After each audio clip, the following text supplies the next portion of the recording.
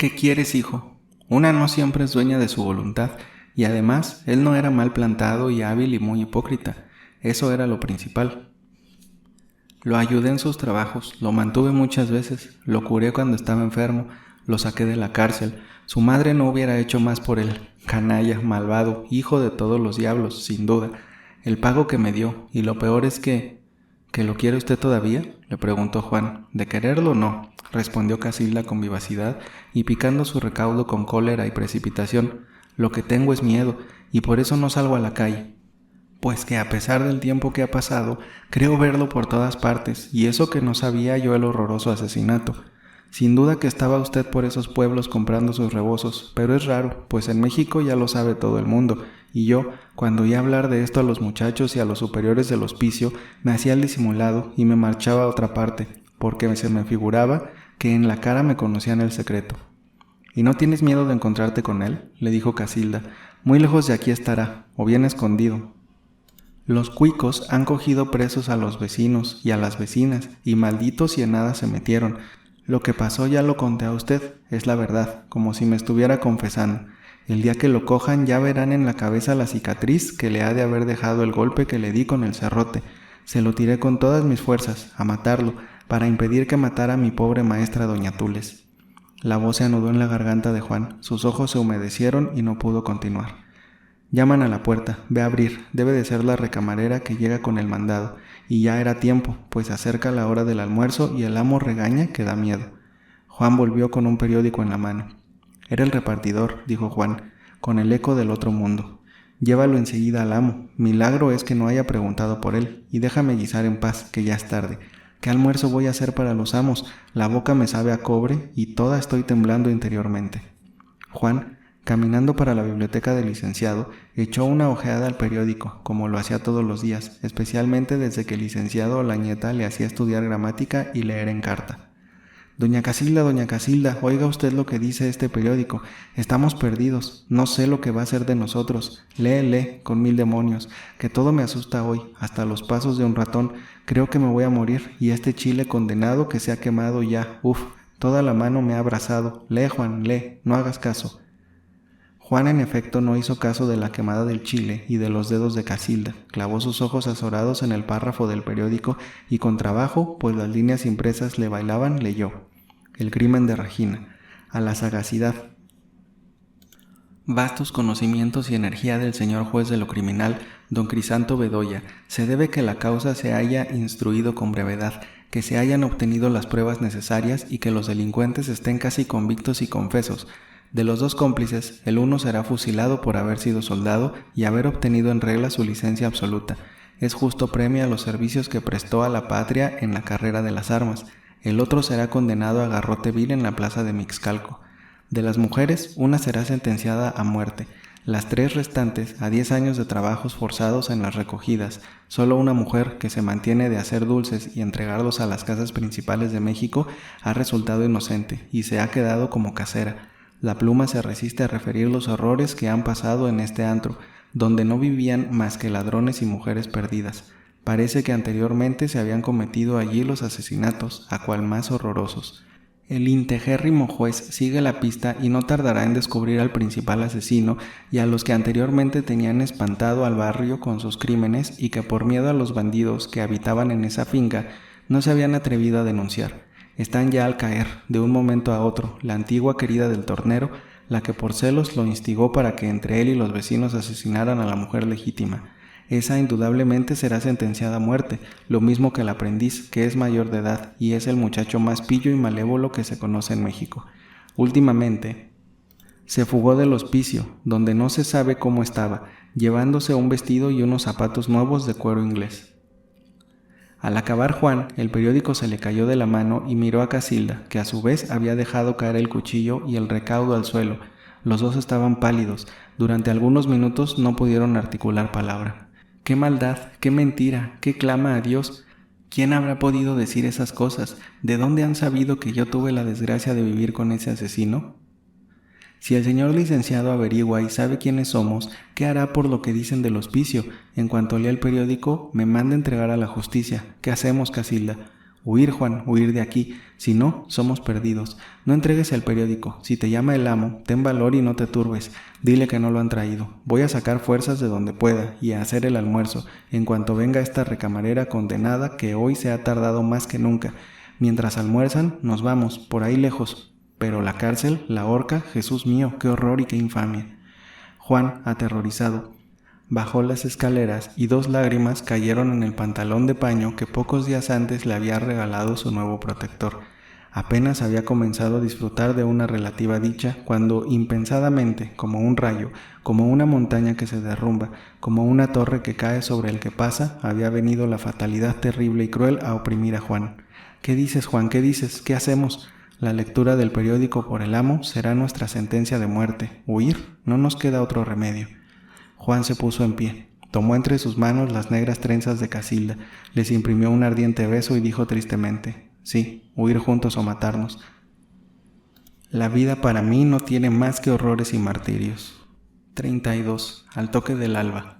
Los criados, que desde que entran a una casa procuran averiguar cuánto pasa y la vida y milagros de sus amos, amigos y conocidos, nos han dado algunas noticias de la familia del licenciado don Pedro Martín de Olañeta. Pero como este personaje tendrá que figurar en los acontecimientos que aún nos falta narrar, supliremos lo que acaso no pudieron decir ya porque no lo sabían o por la justa alarma en que entraron con la lectura del párrafo del periódico.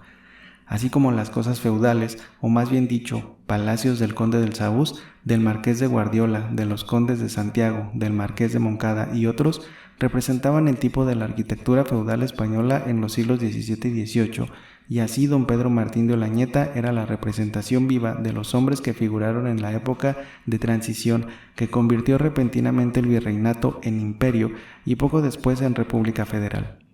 Olañeta rayaba en los 60, pero su vida arreglada y uniforme le había conservado el vigor y la salud. Alto, derecho, todavía en buenas carnes, con pocas canas y su dentadura, aunque descuidada, completa y fuerte, a primera vista no se le darían 50 años cumplidos. Ojos profundos, oscuros y pequeños, la ceja casi junta, la boca grande y franca, la nariz a la romana con algo de exageración, sin bigote y con unas patillas oscuras que terminaban cortadas a línea en el extremo de los carrillos. Su fisionomía, adusta y grave, era poco simpática a primera vista. Era el tipo del colegial antiguo que, después de 12 años de estudios, había llegado a la magistratura. Cursó filosofía, derecho romano y patrio y cánones en el más antiguo colegio de comendadores juristas de San Ramón. Después fue colegial de Santos, habitando el suntuoso edificio que con sentimiento vio derribar después para convertirse en casas. Disfrutó la beca con su pensión y los demás privilegios anexos. Sirvió de asesor con el último virrey y estableció su bufet, que le proporcionó en el curso de algunos años una fortuna con que vivir independiente. Pero el deseo de ser útil a su patria y la costumbre de trabajar y ocuparse de leyes y de procesos lo habían hecho admitir diversos cargos en la magistratura. Su saber como abogado, su laboriosidad y su honradez acrisolada lo hacían como necesario, y no había ministro, no obstante la frecuencia con que cambiaban, que no le rogase con algún empleo de importancia. Cuando en su conciencia, por un motivo o por otro, creía que no podía seguir desempeñando un puesto, renunciaba y no había razonamiento ni influjo para disuadirlo, y esto aconteció precisamente en los momentos que nuestro don Crisanto Bedoya llegó a México con sus cartas de recomendación. Educado, como quien dice, a la antigua, era no solo creyente sino cristiano ortodoxo, no admitía dudas ni discusiones en materias religiosas y defendía no solo los artículos de fe, sino los milagros, apariciones y leyendas piadosas, y cuando se ofrecía en las conversaciones, sostenía y probaba con curiosos datos históricos la renovación del Señor de Santa Teresa, la leyenda del Señor de Chalma y del Señor del Rebozo, las apariciones de la Virgen de Guadalupe y de los remedios. Era en resumen un alma buena y tranquila donde no había penetrado la duda. Inclinado en política al partido monarquista, o cuando menos conservador, le habían dado tentaciones de recibirse de masón en el rito escocés, pero como no logró vencer sus escrúpulos de conciencia, había diferido semanas, meses y años su resolución. Allá en sus mocedades no tuvo amores, sino que pensó casarse con una doña Luisita, de buena familia, y aún logró pedirla, tan luego como su bufet le produjo lo suficiente para sostener su casa. pero sin saberse por qué, de la noche a la mañana, se metió la doña Luisita a un convento y profesó al año. La noticia de la profesión de su novia lo dejó muy tranquilo, y en vez de afligirse y llorar, dijo: «De buena he escapado», y se conservó solterón, viviendo con sus hermanas, apasionado platónicamente de la célebre bailarina Isabel Rendón y guardando una conducta seria e irreprensible. Pues si cometía, como todo hombre, sus pecadillos y se daba sus escapadas de noche envuelto en su capa, nadie lo sabía, y la verdad es que lo que se llama amor jamás había vuelto a su pecho desde que le pasó, como él decía, el chasco de doña Luisita. Su biblioteca era quizá de las más notables de la capital, por el número de volúmenes, aunque no por el selecto de las obras. Una patología completa, las 7 partidas del rey don Alfonso el Sabio, el Fuero Juzgo, Carleval, Solórzano, la recopilación de leyes de Indias y por ese estilo, pergaminos sin folio, difíciles de leer y manejar, como libros de literatura, los autos sacramentales y las comedias de don Pedro Calderón de la Barca, el Gil Blas que sostenía a pie juntillas, que era del padre Isla, y don Quijote de la Mancha con las novelas cortas de Cervantes. Tenía 3 hermanas, Coleta y Prudencia, doncellas viejas muy parecidas a él, dadas a la iglesia y dedicadas a las labores y gobierno de la casa. De jóvenes habían sido pasaderas, pero como rayaban en los 50 y 52, su aspecto era el de todas las mujeres ya de esa edad que no han sido hermosas. Aseadas, serias como el común de las gentes, pero afables con las pocas y escogidas amistades que desde hacía años tenían. Su bello ideal era vivir cómoda y cristianamente, dar gusto al confesor y a su hermano, a quien querían mucho, diciendo a todos los que las querían oír que no se había casado por no darles un disgusto y por no separarse de ellas. Además, había otra hermana de carácter y figura distintos, como suele suceder en ciertas familias, en que unos hermanos son rubios y blancos y otros tan subidos de color que se diría debían el ser a un negro. Clara, que así se llamaba la otra hermana, era de alto y derecho cuerpo, como Coleta y Prudencia, rubia, hasta parecer inglesa, de ojos grandes y azules, y no hay para qué decir que tenía buena dentadura. Sin embargo, parecía como anémica y como abatida, sin gracia ni atractivo en su conjunto de mujer. Era la menor de las hermanas y con todo pasaba de los 30. Así como sus hermanos fueron refractarios al matrimonio, ella desde que entró en edad no pensó más que en casarse, y hacía frente a cuantos se le presentaban, pero el hermano mayor, como jefe de la familia, le impidió más de una vez hacer una locura, hasta que por fin la casó con un licenciado que había sido su pasante y a quien su padre al morir le dejó, como se dice vulgarmente, algunas proporciones. Le llamaban Chupita, porque era muy delgado y relamido, muy rasurado y vestido de limpio y muy aristócrata, pues no tenía amistad sino con marqueses y condes. En las ocasiones en que Olañeta desempeñaba algún cargo público, le recomendaba los asuntos de sus clientes, sea dicho de paso, asuntos de poca importancia, pues no tenía fe ni en su saber ni en su práctica en los negocios del foro.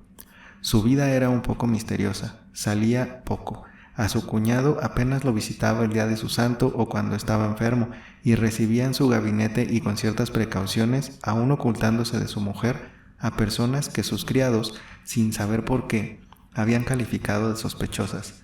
Clara, de tarde en tarde, veía a sus hermanos y siempre con cierta ceremonia y cumplimiento muy ajenos al estrecho parentesco que los unía. Al principio se molestaron un poco, pero concluyeron por no hacer caso de Clara ni de su marido y visitarlos también muy de tarde en tarde y de cumplimiento. Aparte de esto, la vida de la familia del licenciado Olañeta era uniforme, monótona, arreglada a reloj. Con el toque del alba se levantaban, sonando las 10 almorzaban, y así todas sus operaciones diarias. Casilda y Juan, aunque llevaban pocos días de servir a la familia, lo han referido ya. En las noches, algún canónigo de la catedral o uno de esos viejos sabios abogados con discípulos de Olañeta venía a tomar el chocolate. Jugaban su tresillo mientras Coleta y Prudencia tejían alguna sobrecama o leían el año cristiano, y entre las 10 y las 11 la tertulia terminaba. Cada cual iba a la cama a esperar la cena y con el último bocado y el último trago de pulque se persinaban, envueltos en sus calientes ropas, se acostaban y dormían hasta el alba de la siguiente mañana. Solo hay que añadir que el licenciado Lañeta, además de la manía del rollo de palitos que todas las noches exigía que se le pusiese junto a la cama, había de hacer precisamente 1 hora diaria de ejercicio en la Alameda, en la tarde. En la noche, otra hora paseándose de un extremo a otro de su biblioteca y media hora en el comedor en las mañanas, fumando cigarro tras cigarro y recibiendo el sol que entraba por la alta ventana. El día en que Juan y Casilda tuvieron en la cocina la conversación de que se ha dado cuenta en el capítulo anterior, Olañeta, como de costumbre, estaba sentada en su sillón, fumando y repasando en su cabeza un informe de estrados en un ruidoso pleito de los marqueses de Vallalegre, amenazados del embargo de sus mejores haciendas, las que adeudaban al juzgado de capellanías doble dinero de lo que valían, sin que se hubiese conseguido que en años pagasen un solo medio de réditos. Los agujeros y rendijas del torno permitían oír en el comedor lo que los criados platicaban en la cocina, y Olañeta solía escuchar sus chismes y diálogos, pero jamás había fijado su atención, y cuando hablaban mucho y recio o la conversación podía degenerar en pleito, los regañaba y los mandaba callar. En esa ocasión al principio no hizo caso, pero cuando algunas palabras de sangre, asesinato y violencia hirieron sus oídos, tratándose de criados que hacía poco había recibido, arrimó con mucho tiento su silla y dirigió su oreja al torno para no perder una palabra. Cuando notó Olañeta que Casilda y Juan guardaban silencio y enterado de todo, pues mutuamente habían con entera ingenuidad referido las particularidades más insignificantes de su vida, se levantó y sin hacer ruido se dirigió a su biblioteca. Sonó la campanilla, entró al momento Juan y le pidió el periódico. «No lo han traído todavía», murmuró Juan con la voz un poco conmovida, pero disimulando lo más que pudo. «¿Mis hermanas han llegado?» «No, señor». «Bien, dile a Casilda que venga. Quiero saber lo que ha dispuesto para el almuerzo». Juan obedeció y enseguida se presentó Casilda, más muerta que viva. «Todo lo he oído, muchacha», le dijo el licenciado con voz muy afable. «Tranquilízate.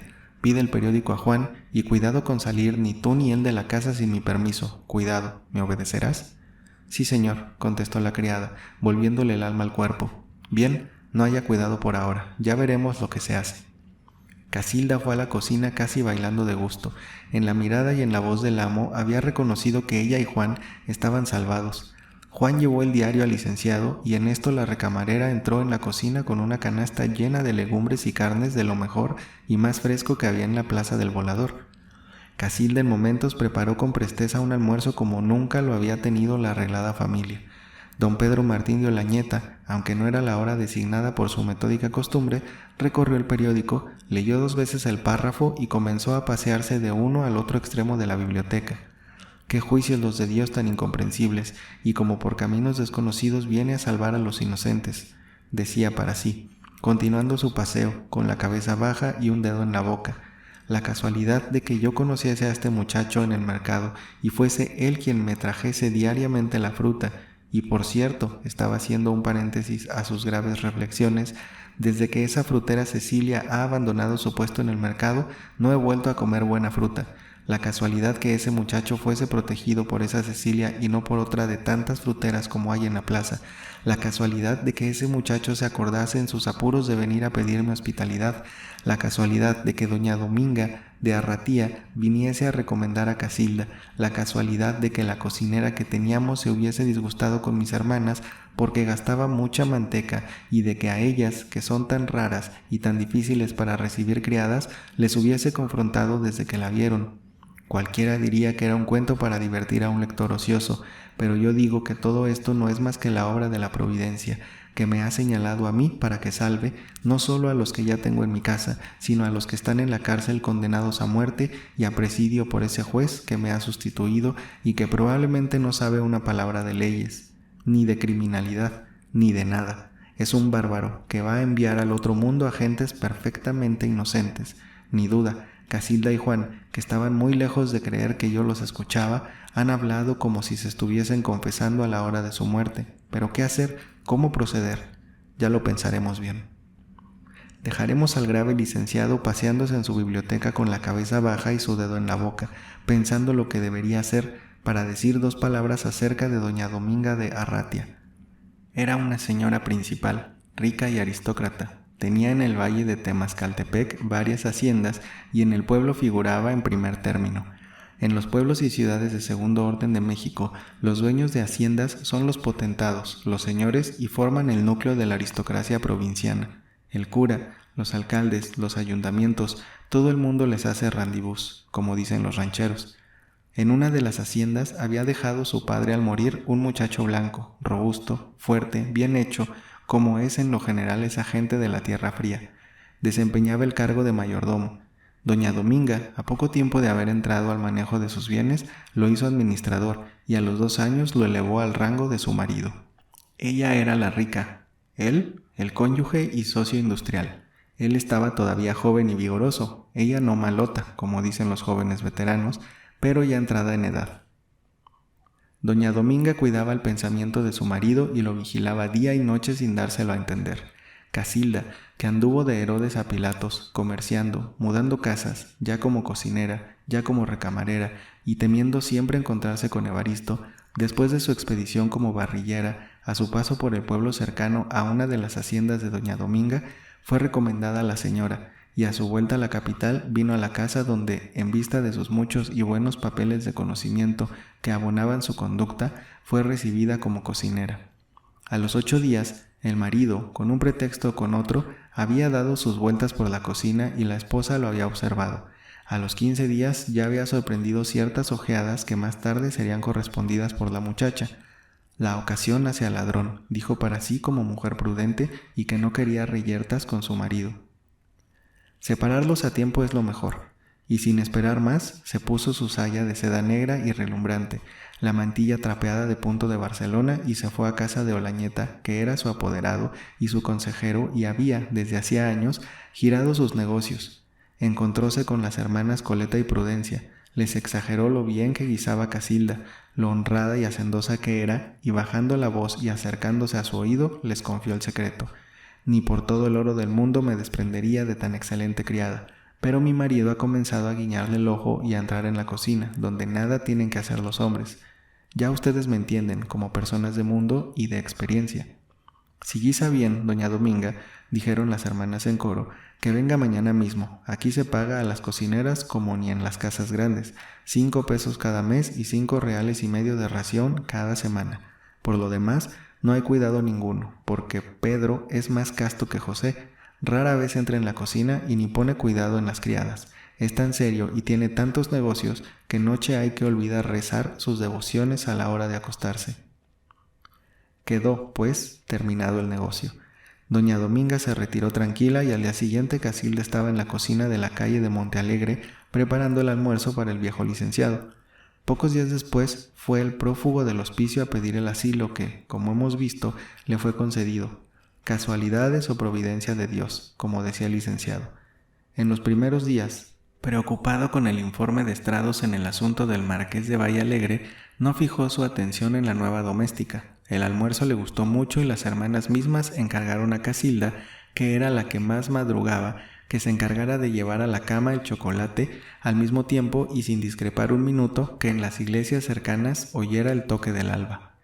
Una de esas mañanitas en que la oscuridad entablaba su lucha con la luz que va gradualmente subiendo de las montañas, don Pedro Martín se sentó en su cama para recibir la bandeja de plata que Casilda le presentaba, con el pocillo de chocolate espumoso y caliente.